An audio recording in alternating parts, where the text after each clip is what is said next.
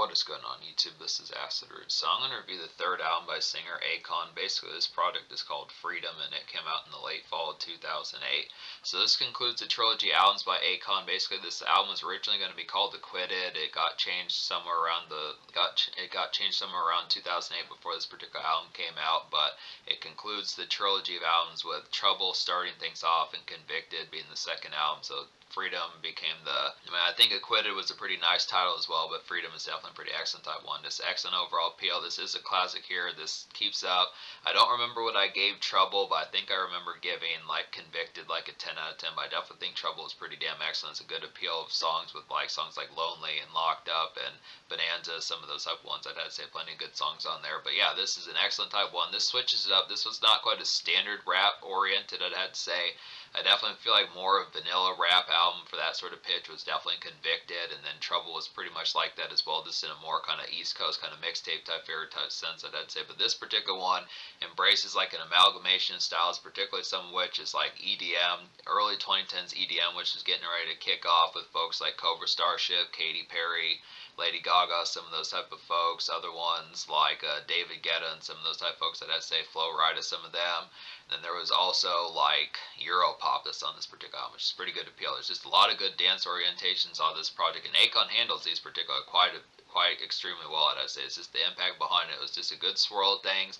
I remember back when this album originally came out, I kind of thought I did think I liked Convicted more back around those particular times, just because I missed like songs like Smack That and like I Want to Love You with Snoop Dogg, some of those type ones. Smack That with Eminem and I Want to Love You with Snoop Dogg, some of those type ones. And even like the relative just kind of peppy balminess that don't matter. But this album outstrips Convicted, I had to say, just within the tone.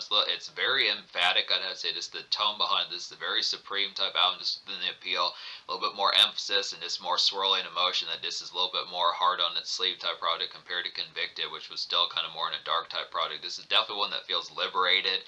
This where Akon is not quite as much like brewing and kind of a more, not just more rugged type aspect, where he was kind of more in prison on like Trouble and kind of dealing with like the process of things on like Convicted, and just kind of the in between the segments of just like the conduit phase of that, like Halfway House and pitches like that, some of that type fair parole officer, some of that type stuff, I'd have to say. But this one just in particular kind of deals with like the tone of being able to say that this is like liberation, just a lot of emphatic type feelings of, you know, having more emphasis and just kind of change of heart, and even in some sense. Now, Akon does not lose his flair, I would say, within some senses, when folks kind of find a change of pace.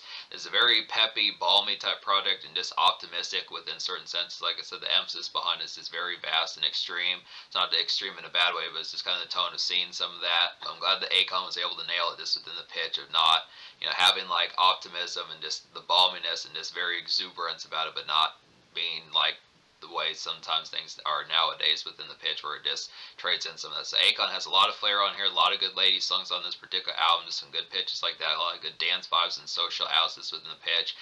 Akon does not drink and smoke, but I look after just within the tone. A lot of these do have some good emphasis for just like standard nights at like dance clubs, raves, and places like that, just EDM clubs, some of that type of. So it's just very sense of social type aspects. So it's just an overall blitzing type one.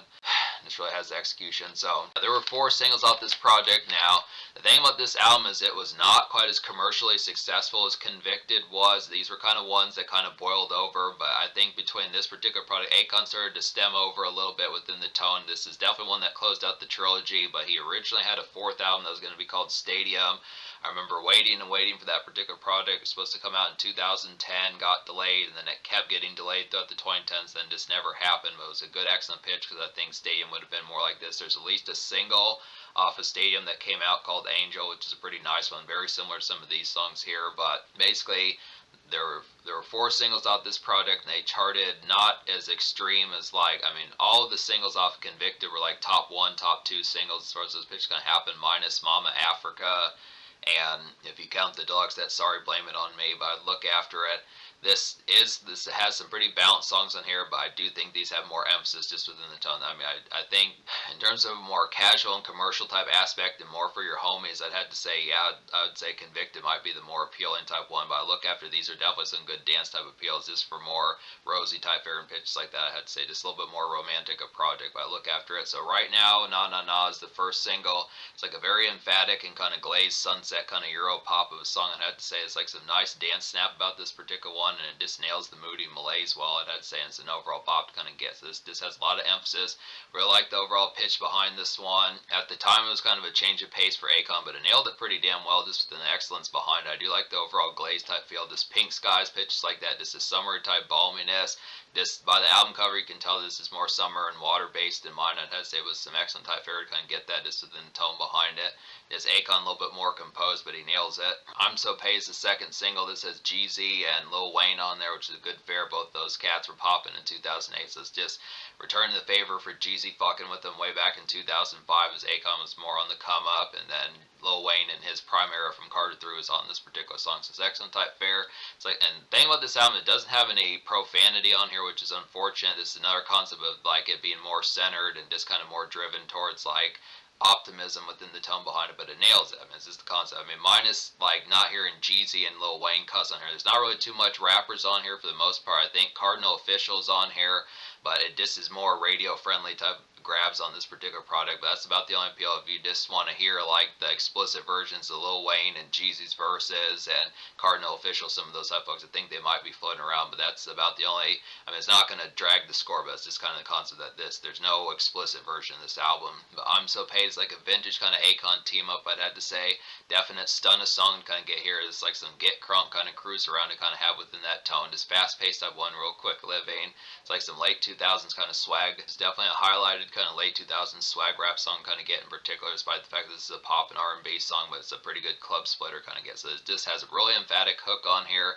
Nice vintage Timo just nailed it particularly well. Just a real feel good type one, just good stunt type song, just overall blitz of like the appeal to kind of get. This is definitely a reason why Akon needed to put out Stadium and just get more further hits just like this and just more albums stacked up, because this was like real good feelings back late 2008, 2009 when this came out. Beautiful is a real nice one. It says Cardinal Official and Colby Aldonis on there, which is a pretty good tone.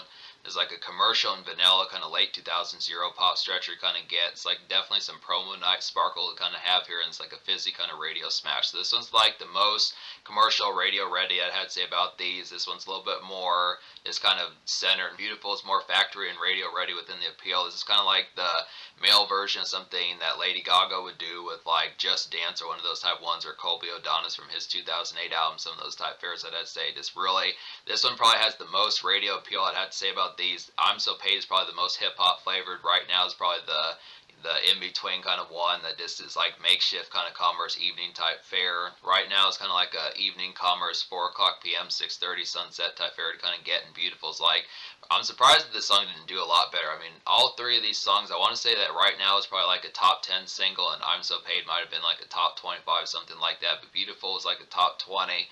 All of these did pretty excellent, but it's just kind of the tone behind as far as saying that I think Beautiful probably has like the most. I mean, it's definitely a very emphatic song. I feel like right now, Na Na Na and Beautiful are really two emphatic type ones where the emotions are really high on those particular songs that I had to say, but I do feel like just the emphasis, I think Akon was just in a good place in late 2008, so it's just kind of the tone of getting some of these, but it's just kind of the tone that it is emphatic, but these are definitely some commercial type ones with some good appeal.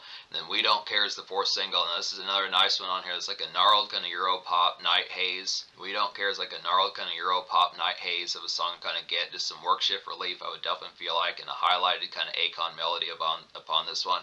He definitely has a lot of great melodies on this particular. Akon definitely has a lot of highlighted melodies on this particular album. It's just standard fare. It's another reason why there needed to be more Akon albums. Just the way that he would nail these. He was just like T-Pain and Bruno Mars around these particular times as far as that kind of fare. It's just nailing these choruses and the melodies and the verses, just being able to do it.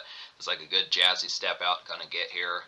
Now, We Don't Care is a little bit less makeshift friendly. I feel like all four of the singles are pretty makeshift friendly within the tone, but I'd probably say I'm So Paid and We Don't Care the more guys night out kind of songs, just within the pitch behind, a little bit more glitzy and just some more gnarledness where you could have some drink in your system, some smoke, or some pitches like that. I feel like We Don't Care is probably the least makeshift out of all four of these, but it does have like some glitzy type appeal, and it is pretty standard vanilla and commercial for the most part. I'd have to say it's just the one that's the most kind of closest to like standard, more hardcore rap within the pitches behind it, but it's not saying that it's hardcore, it's just within the tone that's just the one that's the most rap oriented apart from I'm So Paid. But I'd say I'm So Paid's a little bit more commercial, but We Don't Care is within the same 1-2 punch of that. It really happens to be the appeal with some good bits and good pitches. So there's 13 songs on this particular album, and out of those 13, I wound up recommending 11. So there's only 2 songs on this particular product I didn't recommend in any fashion. Those songs would just be Sunny Day and then Freedom, the title track. So basically both of those, Sunny Day is just kind of one that's just both Sunny Day and Freedom are just kind of more personable, kind of extra time type songs I just didn't really feel the pitch behind as far as what particularly kind of went on. Just didn't really have much appeal. I mean, I feel like when Akon was not in the dance club or just something more romantic in mind within the tone behind it, just kind of felt like some of these extra type ones is trying to figure out what to particularly do with them, and they just kind of felt like sparse kind of songs, or at least spare type songs, but they just didn't really have as much. I would have figured that Akon would have had like some song topics to kind of have for like something that would have had some more appeal, but seeing as he's not really a drinker or smoker or just something like that, this probably would have been a song where Eminem would have filled something out with like a personal type song of just, I don't know. It just is strange that Akon didn't have like an extra topic or something to really speak on this particular product, apart from, I mean, I like the concept of it being called Sunny Day, just appreciating like the out and about kind of fair, just appreciating the out and about kind of fair, and it's the same thing with Freedom, but they just didn't nail it as well as within the pitch behind it, I had to say. But yeah, this album's a classic, 10 out of 10 I would have to say. So Holla Holla with T-Pain's a nice one. It's like a late shift kind of Akon and T-Pain team up, I would definitely feel like here. Classic collab, I'd have to say. Reminds me of the Rap Eternal Sang a Days by T-Pain. Definitely it's pretty similar to some of those. It's pretty similar to some of those type ones, like You Got Me and You're Not the Same, some of those type ones I'd have to say, and it's like an Evening Haze kind of gem to kind of get here. So it's just a good appeal. This is another fallout that particularly kind of happened. This is another fallout that was particularly unfortunate that happened. Is just not getting more T-Pain and Akon songs. T-Pain eventually defected from Convict Music, which was pretty unfortunate just within the fair. I don't know, Akon just went through some moments between like 2009, 2010, 2011. He at least did drop 2 mixtapes in 2012 and maybe like a third one, something like that. But for the most part, Akon just got hella quiet in like the 2010s, and he just virtually disappeared right when he was starting to boil over. It was just kind of a pitch that, like Lady Gaga eventually separated from Convict Music, and Colby O'Donis never put out a second album. Cardinal Official kind of got screwed over, it seemed like, and T-Pain just kind of, he was there in the 2010s, but not as much as, and not as popular as he was in the 2000s. Now, it's not Akon's fault, but I don't know. I just wonder if he was just overwhelmed just from the pitch, because he had a lot of good moments around these times. He was really dope as hell back in like the mid and late 2000s with the pitch, and even the early 2010s, but it just felt like he could have capitalized further, but it's just kind of the concept, but just being able to say. But Troublemaker's a real highlighted type song. It's like a sparkling kind of EDM step out, I'd have to say. This has some single appeal. I would definitely feel like radio single appeal, and it's like a stellar kind of chorus work on this particular one. Really competes with some of the best on this album, like I'm So Paid, We Don't Care, Beautiful, even Right Now, Na Na Na, some of those type ones. This is very energetic, and this is a very energetic song, and it ignites. It's a very energetic song, and it ignites pretty well, I'd have to say, just within the tone. Keep You Much Longer is a highlighted one. It's like a preoccupied kind of early bird 2010s EDM malaise kind of get here. It just feels like a standard, kind of reminds definitely of like David Guetta, some of those type folks, Flo Rida, some of those type folks with just a more beleaguered sense of things as far as that pitch kind of goes. This is a pretty good dance heater kind of get. Tayo Cruz, David Guetta, some of those type folks, Flo Rida, just some of those type pitches kind of get with some of that. The standard makeshift type haze, a disc, preoccupied type fair. Pitbull is pretty good at these songs too, I'd have to say. Good stuff. Against the Grain is a quality one. It's like a snazzy kind of mid-pace promo life kind of song. It's like a snazzy kind of mid-pace promo life kind of song, I'd have to say. Just a simple kind of dance club marinade, I'd have to suppose. Order a drink and mingle a little bit. Just have some standard enjoy. Which really has the appeal behind it. So this is just a little bit more of emphasis, just out and about, just enjoying like booths at like a dance club, something like that. Just a more pitch of having a BZ on the side, talking a bit. Just not so much full-blown shredding on the dance floor, but just the pitch of just being out and about and just appreciating the ambience of it. Be With You is a nice one. It's like a low-key kind of pseudo-sequel that don't matter from like Convicted days, I'd have to say. There's not too many throwbacks to Convicted, I had to say, but it's still a pretty excellent album just to get that, just a new taste of things. But this is one that reminds me definitely of Don't Matter. It's like a more lush and kind of ground-level version of that particular song, I'd have to say. Not quite as hooky, obviously, within the tone, but it is a good concept of getting another song pretty similar to that. This is like some good romantic day out, so it's just a good, more good Bay and Boo type fare as far as those pitches will kind of happen with it. It's a good type tone for more preoccupied type fare. I'd say a good tone for that romanticness that just works. A good romanticness that works pretty well with that. So Birthmark is a nice one. It's like a sunny but glazed kind of radio grab, I'd say, about this one. Just a makeshift kind of vehicle stretcher kind of get here. Reminds me a little bit of I'm So Paid, but just not as energetic as that particular one. It's some good just out and about, just within a standard summer gauze. It's like a good workaday slag and like some summer gauze, like I was saying. So it's just good tone for that. So it's just good fare. It's a little bit more of a makeshift type one. This is kind of like a more summer variation, like Be With You, I'd have to say. Just kind of a little bit more with job life in mind. Just a little bit more of like, yep, blue collar life. Just got work to report to, clock in, some of that type fare, just in the tone behind it, but still like just a more makeshift type version of Don't Matter or Be With You, some of those type songs that I'd say just within the tone. And then Over the Edge is a quality one as well. It's like a city traffic kind of makeshift, I'd feel like here, just a typical kind of Dave Blear, I'd have to say. It just reminds me of like 2000s Mary J. Blige, something like that. Just one of those twinkling kind of piano beats just within the tone, just that rainy day kind of slag of just makeshift type fare, and this is like some good outing rumination kind of get here. So it's just good pitch for some of that. It's kind of a surprising one to throw on this particular album. This is probably one that could have been a single had it been just within that tone, or had this album had more of that direction. But I look after it, it's just a good, nice one kind of get for like some extra kind of makeshift just within a sense. So yeah, this album has some makeshift on here, some blue collar life, some job life, some standard commerce, Target and Starbucks type traffic, some of that type fare, I'd say within that tone. And a good several songs that are just meant for the dance floor, and some good outs. It's a pretty thrilling type project. Just overall nails the appeal. It's a pretty balanced type project, just with them being able to nail some of these strengths and just kind of have the tone. I think the main weakness about this product, despite the fact this album's getting a 10 out of 10, is just the fact that Akon did not follow up further products. That's the main point to kind of have as like the slag here, is just the fact that there were not more Akon albums, and just all these things that he was kind of working on around the time of the late 2000s, early 2010s, just kind of fell apart for odd enough for the awkwardness reasons of it. So it's just kind of a slag type fare. But yeah, Social Score gets a 10 out of 10 just to the appeal, just all the aspects, Target life and blue collar type life, and just standard kind of Walmart life pitches like that, just being able to say standard commerce. Some good dance outs, playing good dance tunes like I'm So Paid, We Don't Care, Troublemaker, Keep You Much Longer, Beautiful, Right Now. Some of these type ones, even songs like Against the Grain are pretty good for that. There's some good tones. Over half the album has some of these dance type moments, some good collaborations on here. Just overall some good glitz and appeal. So in terms of the future, like Akon has come back in recent years. It was kind of awkward for a little while just within the pitch. There are some more mixtapes to get to, and there is a Freedom mixtape I'm going to get to as well. It's pretty good stuff. Going to get some of that. So there's some more Akon, plenty more Akon to get to. Eventually in 2019, he dropped like an album called El Negrito or something like that. Stadium, once again, never came out. Maybe eventually at some stage it will, but it's kind of like Detox, how that one just keeps getting teased within the tone. If I look after it, there are some other Akon products that I know he dropped in 2023, pitches like that. We'll just have to see about these, but I'm going to get to some more Akon eventually. But yeah, this is a classic, closes out the trilogy. All three of those albums are pretty damn excellent, so some good fare for that. But yeah, we're going to get to some more of these Akon products, and this is Blitzer.